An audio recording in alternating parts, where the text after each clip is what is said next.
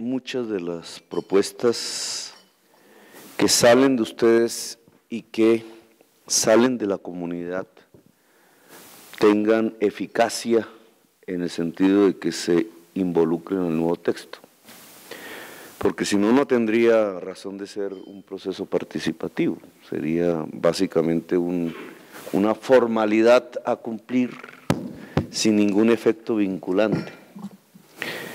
Entonces, aquí haremos un estudio y esto tiene que impactar sobre el texto que ustedes estudiaron para darle fuerza a la participación. Algunas de las tesis que escuché, o requerimientos, o dudas, o preocupaciones, una me llamó la atención y es el tema de si se propicia con el nuevo proyecto una especie de arrasamiento del lugar por parte del capital, que es lo típico en toda ciudad capitalista. La ciudad capitalista es una ciudad que se construye y se destruye permanentemente y se rehace, y ese perpetuo, casi perpetuo mecanismo de reconstruirse y modernizarse es una inversión de capital y por tanto un proceso con rentabilidades. ¿Qué construye, qué destruye?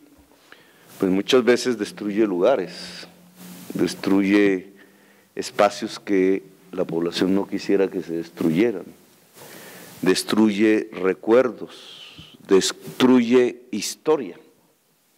Y lo hemos visto en la propia Bogotá, cuántos lugares no hubiéramos querido mantener y ya no están. Esta mañana nomás en la Plaza San Victorino de la Mariposa, si ustedes se ubican ahí, miran el perímetro, solo queda un edificio republicano. Y es el edificio hermoso del perímetro. Es decir, que seguramente antes todo el perímetro eran edificios republicanos, pero alguien durante mucho tiempo fue destruyendo, construyendo los cubos propios para el comercio y las bodegas que hay allí, hasta llegar a una mezcla allí nada estética, pero sí muy rentable. Lo único que sobrevive es ese edificio amarillo que hay allí, republicano, que también es para la rentabilidad, porque son negocios comerciales, pero se mantuvo. ¿Qué era más hermoso?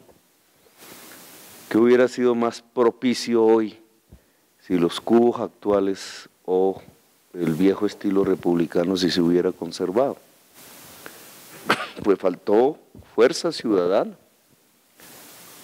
Y el capital se impuso, y el capital se impuso con su estética, que a veces, muchas veces, es una antiestética. Muchas veces, no siempre. Y así pues, bueno, habrían centenares de lugares sobre los cuales hablar, pero lo que quería subrayar es que nosotros no pretendemos eso. Incluso cambiamos el concepto de renovación urbana, que desde hace una década se construyó en función de desplazar la población generalmente pobre que habita en un lugar para construir sobre ese lugar procesos de rentabilidad con la ayuda del Estado. Un caso típico de esto es el mismo San Victorino, en Parque Tercer Milenio, y el proyecto que se llamó en el gobierno anterior de Cielos Abiertos, pero que viene con diversos nombres. Era un barrio muy popular y quiso que se convirtiese en un centro comercial. La vivienda fue sustituida por la idea de hacer comercio. La población que allí estaba, a algún lugar de la ciudad fue a parar, pero el Estado fue el que expropió, y entonces uno se pregunta cómo es que se usa el Estado para expropiar y acabar vivienda con el fin de construir un centro comercial que tendría el metro cuadrado quizás o el más caro de la ciudad. Cuando uno habla de la ciudad del país, con nosotros solo compite Cartagena en el metro cuadrado. Entonces el Estado es para ello. Nosotros cambiamos el concepto por el de la revitalización urbana. Revitalizar es volver a vivir, ¿cierto? Revitalizar. Revitalización urbana lo que trata de mostrar es que sin que impidamos o no queramos la modernización y las nuevas estéticas y las necesidades que una ciudad va demandando en el siglo XXI, los habitantes de un lugar las decidan. Y no solamente las decidan, sino que se aprovechen económicamente de los procesos de rentabilidad que se pueden forjar allí. Es decir, que no se excluya a la población.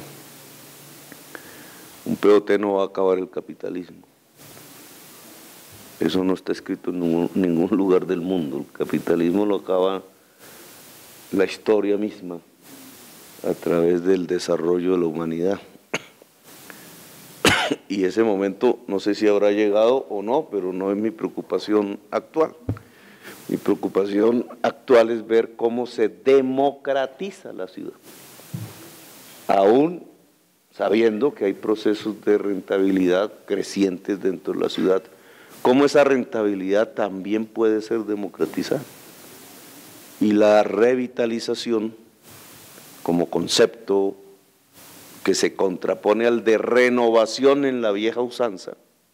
Finalmente, estos son palabras, pero expresan unos procedimientos. Es el que queremos sea el eje fundamental en el nuevo proyecto de POT. Entonces, ese temor, digamos, es un poco infundado, porque nosotros queremos mantener el principio por el cual nos elegimos de la revitalización, que incluye, en el caso específico de San Victorino, por ejemplo, volver a traer vivienda a San Victorino. O sea, revertir un tanto el proceso histórico, pero en otros términos, obviamente. No se trata de revivir el barrio que había allí, sino bajo una nueva realidad urbanística, volver a construir vivienda en lo que se ha convertido en un puro y simple espacio, y de aquí el monouso, ¿cómo se llamaría? El uso único del suelo, que termina siendo de San Victorino un puro espacio comercial que en la noche se muere porque no hay nadie ahí y se vuelve un desierto. Un desierto que además se vuelve peligroso porque los espacios vacíos de ciudadanía y de estados los llena los subterráneos. Y entre esos, desgraciadamente para Bogotá, estamos en Colombia, pues los espacios de la mafia y del delito. Entonces, si San Victorino tuviera vivienda, pues el día sería comercial y sería también de vida, que eso es lo que llamamos el multiuso, la combinación de los usos del suelo, pero en la noche, una vez muerta la actividad comercial, seguiría viviendo, porque allí vivirían familias, niños, personas, con una actividad propia. Entonces, el lugar cambiaría. Sabemos que estos procesos no se dan de la noche a la mañana, obviamente. Un POT no está pensado como un presupuesto para ser ejecutado en el año que sigue, o en el año en donde se aprueba, que este va a tener muchos problemas en la discusión en el Consejo.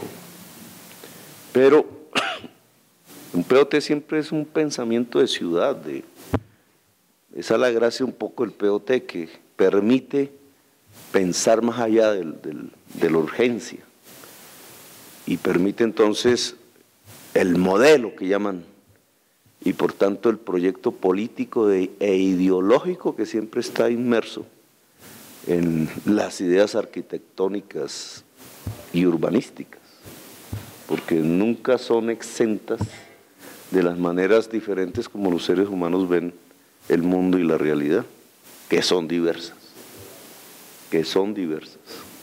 Y indudablemente la ciudad debe ser y mantener una concepción diversa, cultural, política, ideológica, es decir, una democracia en la ciudad. Bueno, leeremos este documento con cuidado. Habrá que hacer una reunión antes de la presentación del POT. Hay puntos que hay que cambiar y estos documentos indudablemente nos van a ayudar mucho en ese aspecto. Así que muy amables, gracias por su trabajo. Es un trabajo por la ciudad. Cuidaremos de que no se pierda. Y pues los esperaremos en las discusiones dentro del Consejo de la Ciudad para exponer más y más posiciones.